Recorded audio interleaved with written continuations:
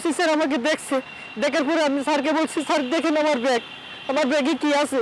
তখন স্যার বলছে না ঠিক আছে, আপনি ব্যাগ দেখা লাগবে না, আপনি বলছেন যে ঠিক আছে। সেদিন পুলিশ চেকপোস্টে রিকশার গতিরোধ করেন নারিন্দা পুলিশ ফাঁড়ির এএসআই বিপ্লব চক্রবর্তী ও তার 3 সহযোগী। পরে কবরস্থানে নিয়ে মাদক মামলার ভয় দেখিয়ে 50,000 টাকা দাবি করা হয়। বিকাশের পিন নাম্বার না দেয়ায় ব্যাপক মারধরও করা হয়। 1 কেজি গাঁজা পাওয়া গেছে, তো এটার বিষয়টা আমি আর জানি না স্যার, তো আমাকে একটু ছেড়ে দেন। না, ওনারা ছাড়বে না, আমাকে মারধর করলো, আমাকে গালে মারছে, গাল আমার পুরো অবশ হয়ে গেছে এই বাম সাইডটা।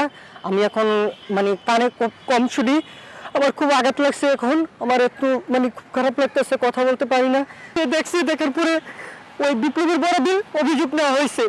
ঘটনার সত্যতা জানতে স্বামীবাগের সেই বিকাশের দোকানে গেলে দোকান মালিক জানান এই অ্যাকাউন্ট থেকে সেদিন টাকা তোলা হয়। সে সময় একজন পুলিশ সদস্য উপস্থিত ছিলেন। উনি বলছে টাকাটা বাইর করে ওনার হাতে দেয়া দেন, পুলিশের লোক দাঁড়ানো ছিল এখানে।